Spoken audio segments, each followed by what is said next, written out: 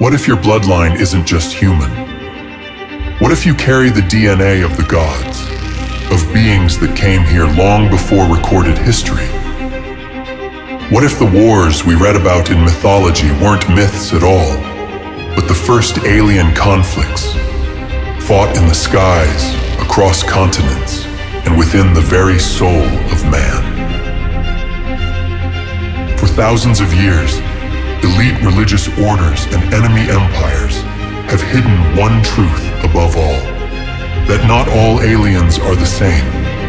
One divine, one parasitic, both of which have already made contact with humanity. There is a god species, the ones ancient cultures called the Daemons, the protectors, the builders of man, the supremes. And then there is the parasite species, what you know today as the gray aliens, the angels and Hebrew deceptions, the invisible handlers behind world religion and global decay. Governments know, religions hide it, and you are the descendant of this war. You were made by the gods, but religiously programmed by the enemy, enslaved. In this video, we uncover what the ancients recorded, what the enemy has twisted, and what your soul already suspects. That alien contact is real. It was never broken. And the truth will shatter everything you thought you knew. It's strange, isn't it? How you can hear the exact same statement spoken by two different people, and only one is considered sane. When Abrahamics say they speak to otherworldly beings, when they describe energy contact, prophecy, alien help, they are called spiritual, enlightened, deep. But when anyone else makes the same claim, using the same words, the world responds with ridicule, fear, or worse, silence and destruction. This isn't random. It's psychological programming, a cultural reflex designed to protect a monopoly, the monopoly over religion, alien contact, and spiritual power. Because here is the unspoken truth. The power structure of the modern world is built on the idea that only certain people, specifically their chosen ones, have the right to communicate with higher intelligences. The rest of us, we're not allowed. If we even suggest that we have our own gods, our own guides, our own demons or guardians, we are immediately labeled as insane, delusional, or dangerous, even if we predated them by tens of thousands of years. But the cracks in this system are showing. Governments have already admitted what was once conspiracy. Declassified documents. Senators and presidents have been briefed on unidentified aerial phenomena, UFOs. Mainstream news openly discusses things the government claimed didn't exist. Meanwhile, Area 51 and 52 remain more heavily guarded than even the White House. Why? What are they hiding? Why would the US military allocate hundreds of millions of dollars to study non-existent phenomena? Why would trained Air Force pilots risk their careers to report encounters with crafts that defy physics? Why would the CIA develop entire black budget programs on remote viewing, energy manipulation, and contact technology? The truth is simple. They know. They've always known. From the highest intelligence agencies to the lowest street corner stoner, everyone knows at least one thing. We're not alone. But while the mainstream mocks the idea of aliens as fantasy, the elites act on it like it's reality. They invest in it, weaponize it, and ritualize it. They create religions based on it, then forbid you from asking the same questions. All the while, their rabbis speak openly of reptilian contact during meditation, of Miraz, a planet cursed in the Bible, of gray beings managing Jewish ascension, of sacrifices being made to those who came from another world. And when our side says, our gods are returning, Our protectors are watching. Our demons are awakening. Suddenly, everyone panics. Suddenly, it's dangerous. Suddenly, it must be shut down. That's not a coincidence. That's a control mechanism. Because once you start realizing the game, you stop playing by their rules. And the first rule was this: only they are allowed to have higher contact. You are not. But that time is ending. The veil is lifting. The memory is returning. And those who still call them myths and madness are going to be left behind in the dust of a world they never understood. If there's one thing we've learned from history, it's this: whenever truth begins to surface, it is quickly buried under ridicule, censorship, and noise. And no subject has been more aggressively buried than the contact between humans and higher intelligences. Aliens, demons, spirits, gods. The terms change, but the reality remains. Throughout time, humans have described contact with beings that are not of this world, not of this dimension, not of this frequency.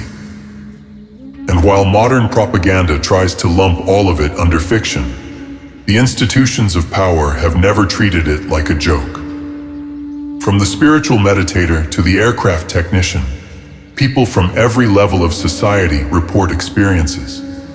You don't have to be a believer to notice the patterns. Because this is not about belief. This is about reality. Governments have spent billions on programs to study remote viewing, telepathy, extrasensory perception, non-human intelligence, and classified forms of propulsion and communication. Why would they spend that kind of money if it were all nonsense? They wouldn't. They know exactly what they're doing, and they know what they're hiding. This is why censorship exists. Not just to hide the truth, but to keep the masses disconnected from the very idea that truth is even reachable. And when the cracks begin to show, the strategy shifts. Now the tactic is controlled disclosure, leaks, whistleblowers, science fiction shows, movies that play with the idea. Slowly, the public is being prepped for a sanitized, neutered version of the truth, where aliens are either silly little creatures or benevolent caretakers of Earth. But ask the right question, and the entire narrative shatters. Why are they hiding the ancient connection between humans and divine beings? Why are they rewriting the memory of the gods, of the demons, of the true protectors? Because the greatest fear of the system is not that people believe in aliens. Their greatest fear is that people remember who the gods really are. That humanity might remember that these beings were not monsters, not fiction, not demons in the Abrahamic sense, but guardians, guides, architects of the soul, watchers of evolution. Every ancient culture knew this. The Greeks called them demons, the Egyptians, Netjeru, the Hindus, Devas, and Rishis, the Norse, the Aesir.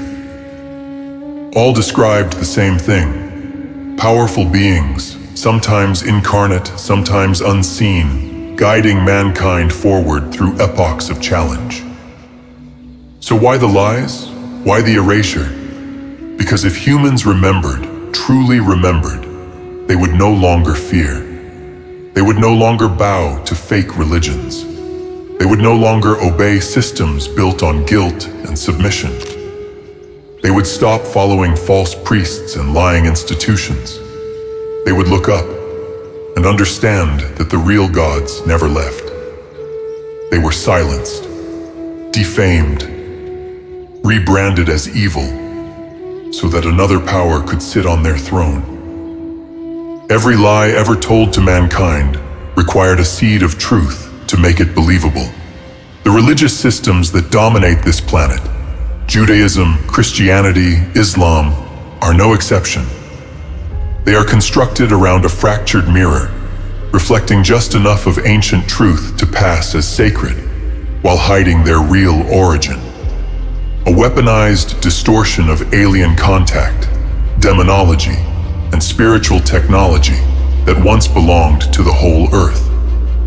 Let's start with the source, Judaism. Most people do not know, because they're not supposed to, that Jewish religious texts contain some of the most explicit alien references in all spiritual history. The opening line of Genesis in Hebrew speaks of a plural force creating mankind. Not a single God, a plural something, Elohim. And within Judaism, this plural is explained through Kabbalistic writings that make one thing very clear. The Jewish soul is not like others. The rabbis say it directly. They are from another source. They call themselves mankind. Everyone else? Goyim, animals. From Rabbi Lightman, the highest voice in modern Kabbalah, we hear it clearly. We are a species that was sent here from another world. This is not poetry. This is stated doctrine. These aren't fringe rabbis hiding in caves. These are the most published, most influential thinkers in the religion itself. They teach that reptilians and greys are spiritual guides. That contact with higher intelligences governs Jewish evolution. That Mars, a cursed planet, is part of their biblical cosmology. They speak of sacrifice, not metaphorically, but literally, as a required tribute to these forces. They are enemies. Now stop and think. If anyone else said this, if a Hindu said it, or a pagan, or a Zevist, they would be labeled insane. They would be banned from platforms, called conspiracy theorists. But when they say it, it's protected. It's sacred. It's even promoted. This is the hypocrisy of power. They are allowed to speak to aliens. You are not allowed to speak to gods. They can say they are helped by beings from beyond. You saying the same? You are insane. Blasphemous. A threat. Why? Because if you speak to your own gods, to your demons, to your ancient protectors, you stop needing them. You stop kneeling. You stop obeying. You start waking up. That's the danger. This is why they defamed the gods of every ancient civilization. They called Zeus Satan, stolen from Satya, essence of truth and highest reality, became the evil incarnate. They turned Hecate into a demon of darkness. Lilith the same. They renamed Ammon into Amen and hid him behind false crosses. They turned demons, divine helpers, into demons, monsters of horror films. The church didn't destroy paganism because it was weak. It destroyed paganism because it was powerful. The gods were real. The rituals worked. The contact was authentic. And the people were beginning to unlock their own destiny. And that's when the erasure began. The Vatican, the Rabbinate, the Caliphate. All three systems, different masks, same purpose: sever mankind from his guardians. Rewrite the spiritual map. Replace divine ascent with submission to artificial power. But no matter how much they defamed, no matter how many books they burned, no matter how many wars they waged to replace the ancient names, the memory remained. Because the gods never left.